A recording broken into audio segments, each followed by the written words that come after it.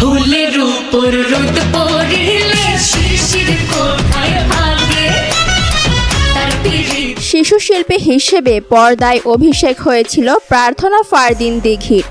সময়ের সঙ্গে সঙ্গে চিত্রনায়িকা হিসেবে নিজেকে প্রতিষ্ঠিত করেছেন তিনি।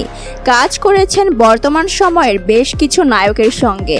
তবে এখনো পর্যন্ত চিত্রনায়ক শাকিব খানের নায়িকা হিসেবে অভিনয় করতে পারেননি দিঘি।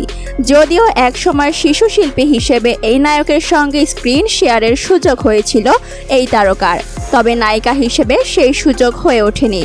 রোমান্স না করার বিষয়টি ব্যাখ্যা করে দিঘি বলেন, শাকিব আঙ্কেলের সঙ্গে চাচ্চু আমার চাচ্চু সিনেমা হয়েছে, মানুষ আমাকে সেভাবে দেখেছে। ওই জায়গা থেকে মনে হয় শাকিব আঙ্কেলের সঙ্গে রোমান্স করা আমার জন্য ঠিক হবে না। ফুলের উপর রোদ পড়িলে শিশির কোথায় ভাগে তার পিড়িত।